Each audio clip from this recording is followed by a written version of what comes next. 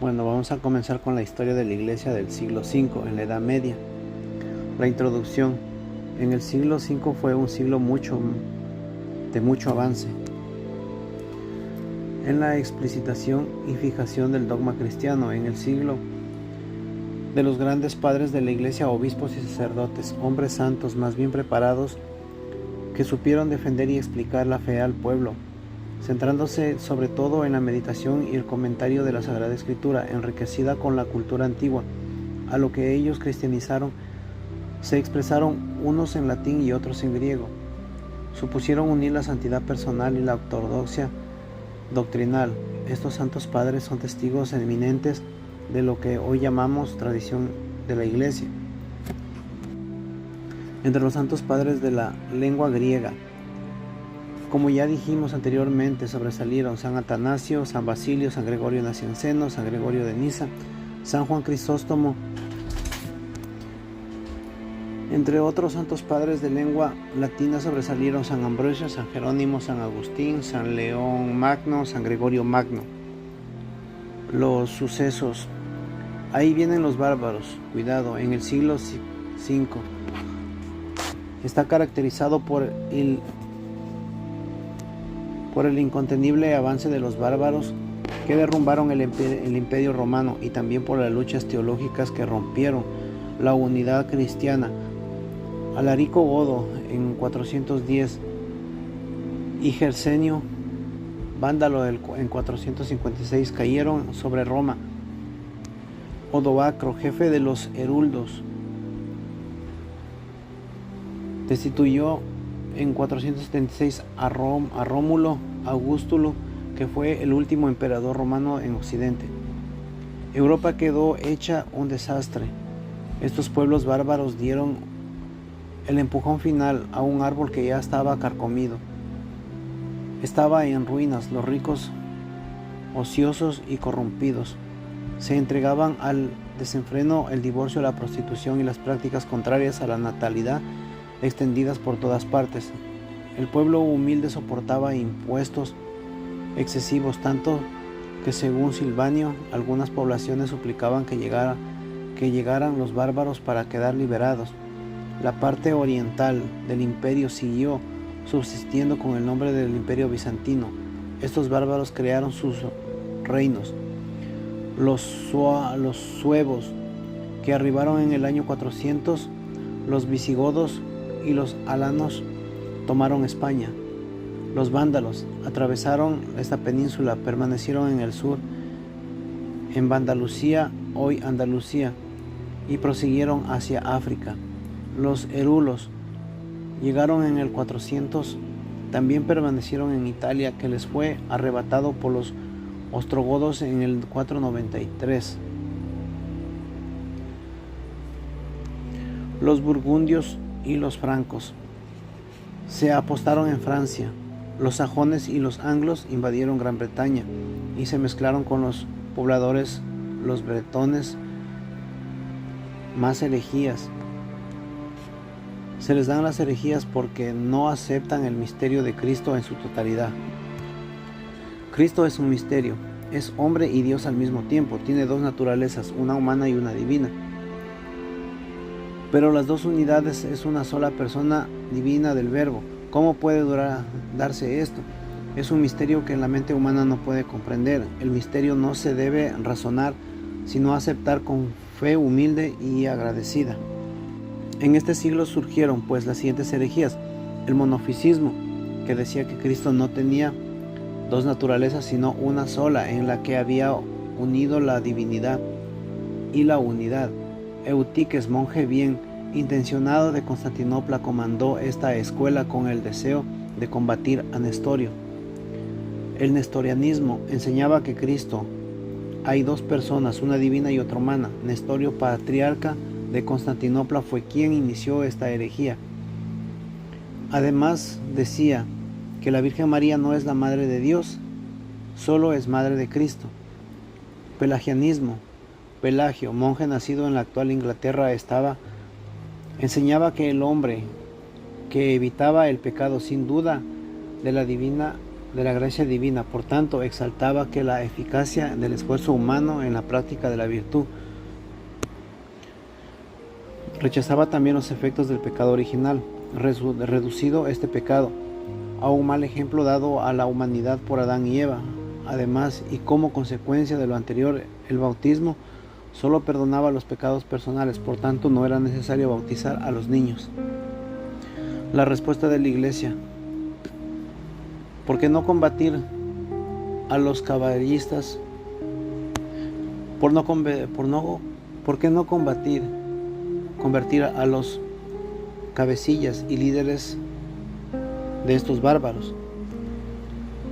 Ante los bárbaros de la Iglesia seguían su misión evangelizadora, logrando incluso la conversión de muchos de ellos. Los godos fueron los primeros convertidos al cristianismo, sin bien a la herejía arriana.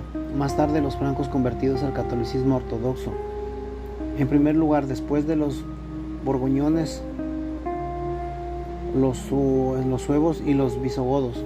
Irlanda fue convertida al cristianismo por San Patricio en el 461. Aquí en los isleños conservaban todavía la profunda veneración y agradecimiento. Él inició el movimiento monástico en aquella tierra por disposición de Dios. El caos de los bárbaros favoreció al cristianismo, pues el imperio romano, al resquebrajarse, buscó el apoyo de la Iglesia. Fue enorme la influencia de la Iglesia en esa época, que bien puede denominarse juventud de la Iglesia. Había ya penetrado en todos los estratos de la sociedad. También en los directivos de la Iglesia era la única autoridad ante el desorden de la única luz en el túnel. Los grandes obispos ponían freno a las déspotas. San Antonio al emperador Teodosio. El Papa León Magno enfrentó las hordas de Atila, quien abandonó sus planes de devastación. Es el primer papa que recibe el gran nombre de grande. El evangelio penetraba en los pueblos mientras el emperador perdía influencia. El papa obispo de Roma ganaba ascendencia. Solo la Iglesia conservaba y sostenía todo lo que decía el historiador Lactancio. La Iglesia siempre vigilante y en vela. Lo bueno de que la Iglesia es que siempre la conduce el Espíritu Santo. Su asistencia divina asegura la serenidad y la confianza total de los cristianos. Surgían herejías, es verdad, pero ahí estaba el Espíritu Santo iluminando al Papa y a los obispos pastores de esta gran grey, que es la Iglesia, para frenar frente a cualquier error la doctrina y el mensaje de Cristo. No permite mezclar ni confusión.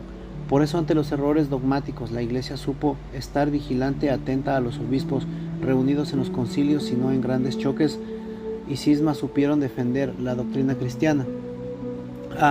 El concilio de Éfeso en el 431 definió la unidad personal de Cristo y la maternidad divina de María, y condenó el pelagianismo. La nueva herejía de Nestorio quedó descalificada y se salvó la unidad de la fe gracias a la audacia y rapidez y acción de dos hombres, San Cirilo, obispo de Alejandría, y el Papa Celestino I.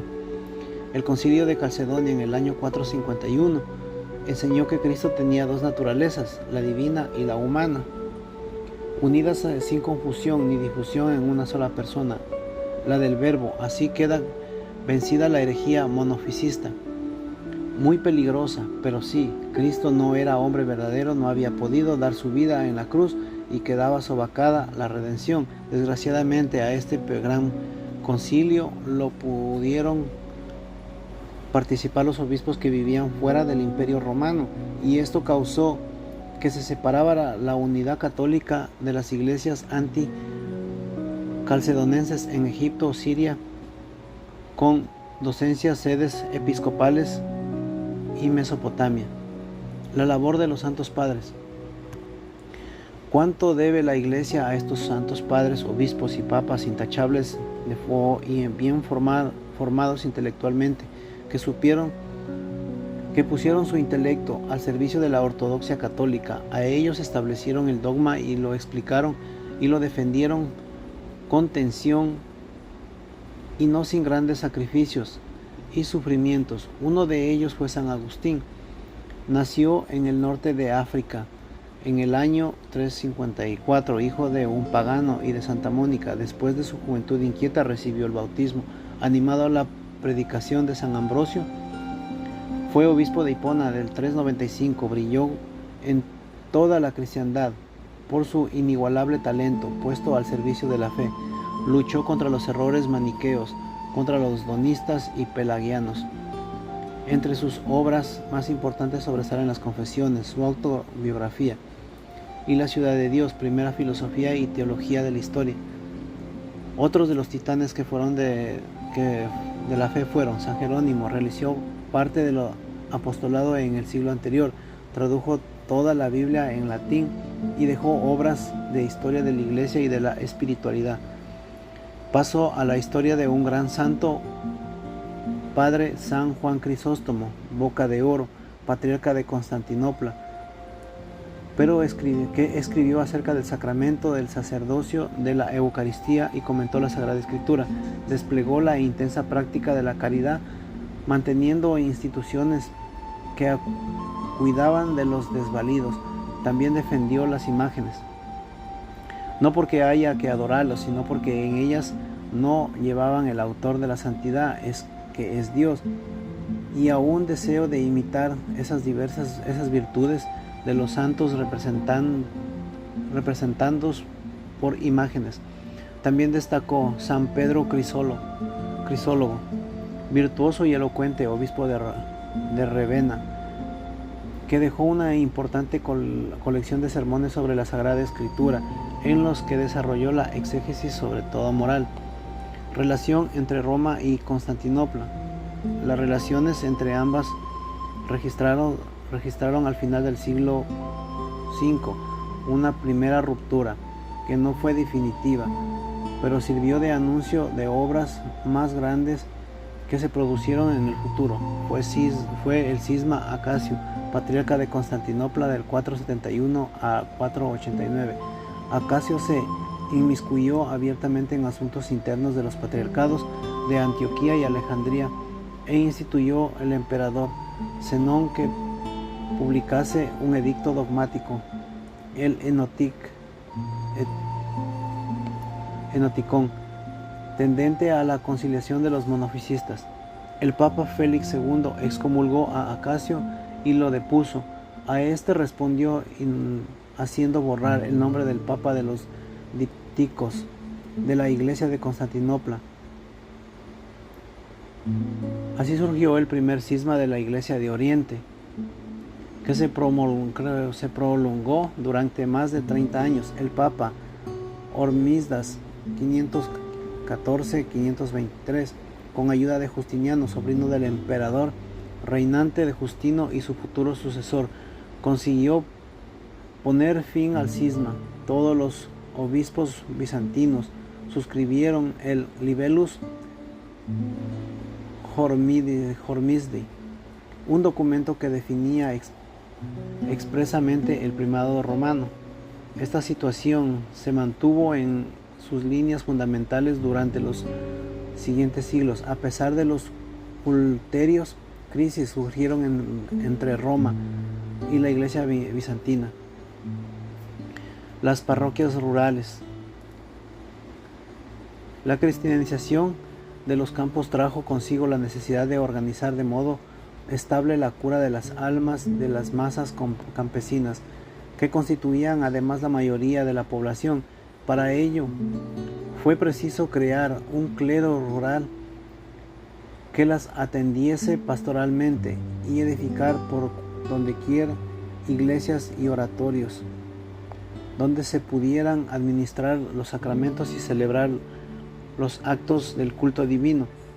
Así pues, en el siglo se multiplicaron las parroquias rurales que ya habían comenzado a finales del siglo IV. El catolicismo se convierte en una religión campesina llena de poesía en los campos y cuya devoción expresa y suscita a la vez fidelidad en el suelo nutricio.